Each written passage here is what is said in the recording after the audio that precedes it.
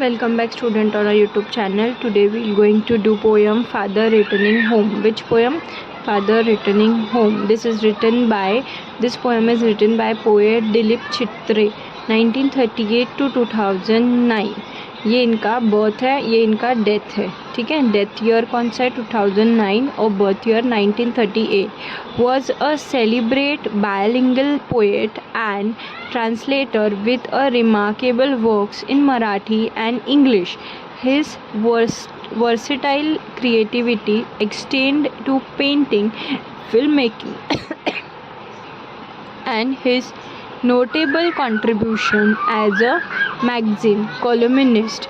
He received the prestigious Sahitya Academy Award both for poetry as well as for his well-known translation work says Tuka, popular abhang spiritual poems. ठीक है, दिलीप चित्रे जो थे वो bilingual poet थे. Bilingual poet मतलब दोनों, English Marathi दोनों poem वो ट्रांसलेट करते थे. ठीक है, जब वो मराठी में लिखते थे तो उसको इंग्लिश में ट्रांसलेट करते थे. ठीक है, और ये बहुत ही अच्छे फिल्म मेकर थे और बहुत अच्छा कंट्रीब्यूशन है इनका मैगजीन्स में. ठीक है, और इनको कौन सा अवार्ड मिला है? साहित्य अकेडमी अवार्ड मिला है. कौन सा अवार्ड मिला है? साहित्य अकेडमी अवार्ड इन्हें मिला है. Okay, both for poetry as well as for his well known translation work. और ट्रांसलेशन वर्क पोएम के लिए भी मिला है और वो अपने ट्रांसलेशन के लिए भी मिला है. ठीक है, जो पॉपुलर स्पिरिचुअल पोएम लिखते थे. स्पिरिचुअल मीन्स अभंगास, इसको अगर हम मराठी में बोले तो अभंग, स्पिरिचुअल पोएम जिसको बोलते हैं. ठीक है, by Sant Tukaram. He had started translation of literary work of saints in Marathi at the age of 16. इन्होंने मराठी का जो पोएम है वो लिखना पढ़ना और ये सारी चीज़ें कब स्टार्ट किया? At the age of 16. ठीक है, exile, denotation, self disintegration and death are observe to be the major theme of his works.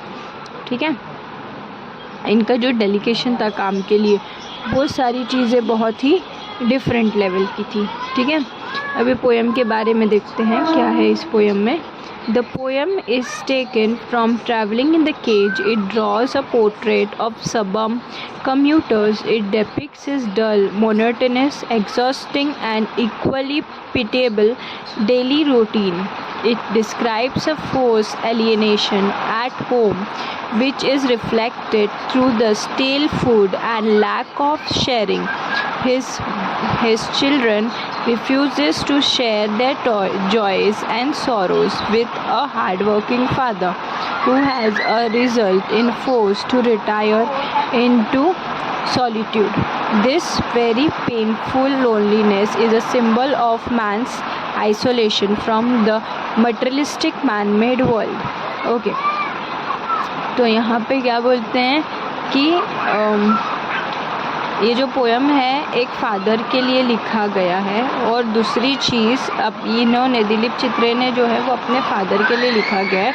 दूसरी चीज़ कि ये जो कम्यूटर्स यानी कि जो लोकल में हम जो ट्रेन के लोकल में जो हम ट्रैवल करते हैं अपनी डेली रूटीन जो है उस सारी चीज़ों के बारे में इसमें डिस्क्राइब किया गया है. ठीक है, घर पे जाके स्टेल फूड खाना. स्टेल मीन्स क्या? स्टेल मीन बासी खाना खाना. और इनके बच्चे अभी ऐसे हो गए हैं कि ना अपने सुख जो है वो शेयर करते, ना ही अपनी तकलीफ़ जो है अपने फादर से शेयर करते. ठीक है, तो उनका जो एक अकेलापन है, लोनलीनेस है, वो इस पोएम में डिपिक्ट हो रहा है. Okay, father returning home. Okay, my father travels on a late evening train, standing among silent commuters in a yellow light. ठीक है, यहाँ पे पोएट क्या बोल रहे हैं कि मेरे फादर जो है लेट इवनिंग ट्रैवल करते हैं, मतलब रात हो जाती है ट्रैवल करते करते, और वो उन रेगुलर ट्रैवलर्स के बीच में as a silent traveller. Commuter means क्या? जो रेगुलर ट्रैवल करते हैं वो है. ठीक है, suburbs lights passed in unseeing eyes. His shirt and pants are soggy and his black raincoat stained with mud and his bag stuffed with books. ठीक है, शहर के तरफ जो है, शहर के आसपास का एरिया जो है वो देखते हुए, ठीक है, इनके शर्ट और पैंट जो है बहुत ही सॉगी हो गए. सॉगी मतलब कीचड़ में ख़राब हो गए. और उसके ऊपर क्या है, एक ब्लैक रेनकोट, ठीक है, स्टेन विथ मड में मड से भरा हुआ, ठीक है. और बैग है, बैग में क्या है, बुक है. बैग में क्या है, बुक है. ओके, तो उसके बैग्स में क्या है, बुक है. Is falling apart his eyes dimmed by age fade homeward through the humid monsoon night. Now I am seen him getting off the train. ठीक है, तो यहाँ पे क्या बोल रहे हैं कि उनके आँखें जो हैं वो धीरे धीरे कैसे होते जा रही है, धुंधली होती जा रही है. ठीक है, और इन घर का आने का रास्ता वो मानसून के वजह से भी कैसा होता जा रहा है, फेड होते जा रहा है. फेड मीन्स धुंधला होते जा रहा है. ओके, और अभी मैं उनको देख रहा हूँ कि वो ट्रेन से उतर रहे हैं. ठीक है, like a word drop from a sentence. कैसे उतर रहे हैं, कैसे वो कैसे डिस्क्राइब कर रहा है अपने फादर को, जिससे सेंटेंस में से एक वर्ड गिर जाए, ड्रॉप हो जाए. He hurries across the length of grey platform, crosses the railway line, enters the lane. Okay, तो यहाँ पे वो क्या बोल रहे हैं कि प्लेटफॉर्म क्रॉस कर रहे हैं अभी, और रेलवे लाइन क्रॉस करते ही वो अपने लेन में एंटर हो जाते हैं. Okay, his chappals are stickies with mud but he hurries onward. ठीक है, इनके चप्पल जो है वो बहुत स्टिकी है मड के वजह से, फिर भी वो चल रहे हैं जल्दी जल्दी फटाफट. जैसे मड लग जाता है तो कैसे ज़मीन में चिपकने लगता है चप्पल, फिर भी वो क्या कर रहे हैं, चलने की कोशिश कर रहे हैं फटाफट. Home again I see him drinking weak tea. वो घर आ गए हैं और वो देख रहा है कि उसके फादर जो है वो वीक टी पी रहे. वीक टी मतलब क्या होता है, जो घर की चाय होती है उसको वीक टी बोलते हैं. Eating a stale chapati reading a book. Stale chapati मतलब बासी. स्टेल मीन्स क्या, बासी. मैंने आप लोगों को पहले ही बताया, बासी रोटी खा रहे हैं और बुक रीड कर रहे हैं. Okay, he goes into a toilet to contemplate men's estranged from man-made world. Coming out he trembles at the sink.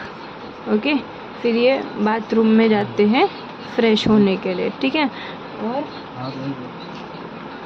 estranged from हर एक तरीके से मतलब अनफ्रेंडली नेचर के, जो मैन मेड वर्ल्ड से बहुत दूर रहते हैं. ठीक है, coming out he trembles at the sink, the cold water running over his brown hands.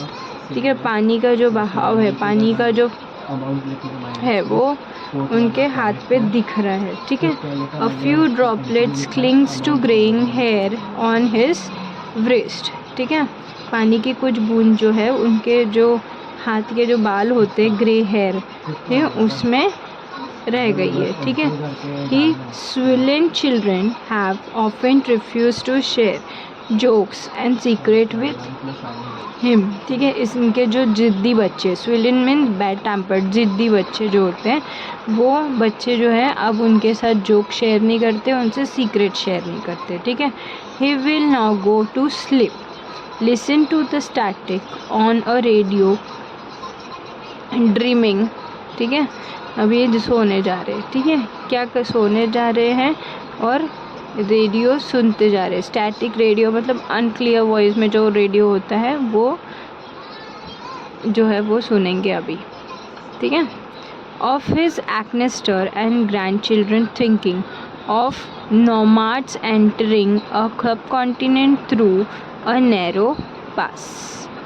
Okay, यहाँ पे क्या बोल रहे हैं कि इनके जो पूर्वज है, इनके जो ग्रैंड चिल्ड्रंस है, उनके बारे में सोचते हुए वो अपने लाइफ को बिता रहे. ठीक है, पोएट कौन है, दिलीप चित्रे.